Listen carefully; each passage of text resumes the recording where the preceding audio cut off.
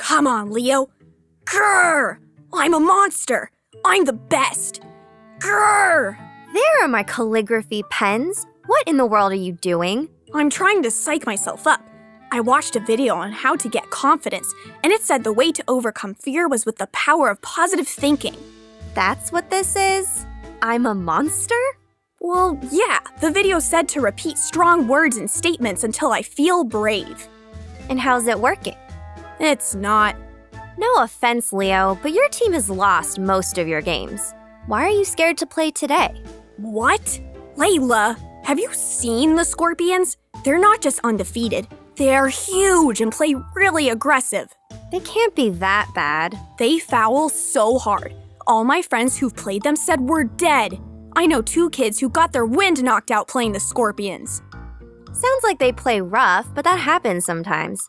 You have a good coach. He'll make sure the referee keeps things safe. I don't know. I really do not want to play. We don't have many games left. Do you think I can quit? I want to. I'm not being dramatic. I really am afraid. You're not being dramatic? You use permanent markers for war paint. Okay, maybe a little dramatic. Permanent? All the markers at school are washable. You've worked really hard this season and gotten a lot better. You shouldn't be afraid. Let's get you a shot of courage with a lesson on bravery. The history app? Whee! Good heavens!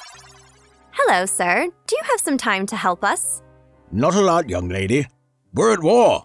But if you make it snappy, I have a few minutes before my next speech. I'm Leo, and this is my sister Layla. We're from America. Smashing! I'm Winston Churchill, Prime Minister of Great Britain, and also an American. Well, half. My mother's side. Describe the help you need. You see, my sister here is really scared about a football match. You guys say football, right?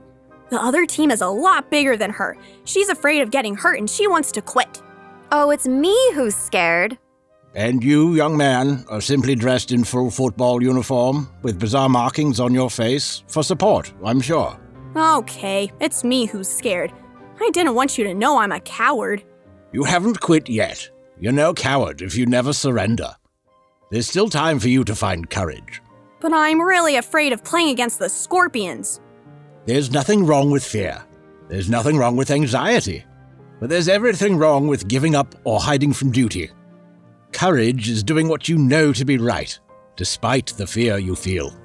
What if your opponent is big and scary and aggressive? Young man, German Chancellor Adolf Hitler and the Nazis are very big, very scary, and most aggressive. But I cannot back down from them. You're fighting Hitler? I know he's one of history's biggest bad guys, but what did he do again?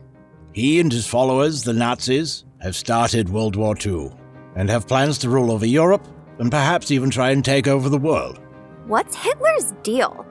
He has a sick belief that the German people are better than everyone else and that non-Germans, especially Jewish people, should be killed. That's terrible! Why do people listen to him? For years, he has created scapegoats. That means blaming others and making them appear as enemies. 20 years ago, Germany was in bad shape after losing World War I. But instead of facing up to their errors and learning from their mistakes, Hitler provided an alternative. He played the blame game? Precisely. You said he's been making these goats for years. Scapegoats. Whatever. Why didn't anyone try to stop him before war broke out? People lacked courage, Miss Layla. They wanted the world to be as they hoped instead of how it is. I recognized immediately that Hitler is an evil rat and gave warnings, but my opinion wasn't popular. People were afraid to hear my words because after the horrors of World War I, they were afraid of conflict.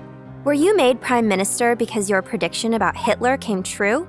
I have been chosen to lead Great Britain for the reason you have come to visit me. Courage. It wasn't easy to speak my unpopular opinions of Hitler and the war, but I knew it was the right thing to do. So I overcame apprehension and was brave. In fact, I used to be fearful of even speaking at all. Why were you afraid of talking? In my younger days, I had great difficulty pronouncing words with the letter S. Did you have a lisp? I did, and it was a great source of embarrassment for me. And the mere thought of speaking and stumbling on the S sound once paralyzed me with fear. Did you conquer your fear by saying, "She sells seashells down by the seashore"? Close. Over and over, I recited, "The Spanish ships I cannot see, for they are not in sight." I did this until my tongue was no longer tied. Facing the fear of my speech impediment gave me practice in being brave. And now, with our nation under attack, part of my job is to inspire courage, speaking to the British people. The Nazis are really scary, and this bombing is terrifying. How are you helping our people be brave? By reminding them of their duty, which is simply do your best at things you can control. Children, winning or losing are all too often out of an individual's hands. Therefore, focusing on outcomes is unwise. What matters far more is preparation and effort. You're prepared, Leo. You've worked hard. My best match was in a loss. I scored a hat trick. I was disappointed we didn't win, but I did my duty and felt good overall. Top draw, Miss Layla. Children, a few months ago, the Nazis forced our military out of France. It was a disastrous defeat. But our evacuation at Dunkirk was heroic. Against all odds, we rescued over 300,000 of our troops. And so when I addressed the nation to explain the defeat, I was honest but hopeful. And as you can see, we're giving it our all and we're not giving up. What did you say to give people strength? Maybe it'll help me. Well, first, a little over a month ago, when I took office, I promised nothing but blood, toil, tears, and sweat. Will you promise the same against the Scorpions, Leo? Seems intense, but yeah, even if they pound me, I know I can be tough. And then, after Dunkirk, I addressed the nation, preparing them for this attack we are currently facing, and said, "We shall fight on the seas and oceans. We shall fight with growing confidence and strength in the air. We shall defend our island, whatever the cost may be. We shall fight on the beaches. We shall fight on the landing grounds. We shall fight in the fields and in the streets. We shall fight in the hills. We shall never surrender." Well, we're just playing on the soccer field, but thank you, Mr. Churchill. I see why you're such a famous leader. I understand my duty to play hard for my team and for myself, and I shall never surrender too. Good form, young chap. Let's get going, Leo. The Prime Minister has a lot on his hands, and you need to get to the Scorpions. Bye, Mr. Churchill. Thank you. Bye, sir. Goodbye, children. How was the match? Whoa, Leo, your eye. Are you okay? Oh, I'm so good. We played so good. The Scorpions won, but we held them to 3 goals. Nobody's done that, and I almost scored 2 goals myself. One off the post. I'd say it was our finest hour. That's great, Leo. I'm so proud of you. But what about your eye? My eye? Oh, yeah, this. It's no big deal. I was playing real aggressive and their keeper got me with an elbow on a cross. It happens. Wow, Mr. Tough Guy here has gotten a lot more brave. Mm-hmm. What do you say we watch a scary movie tonight? No way. That'll give me nightmares.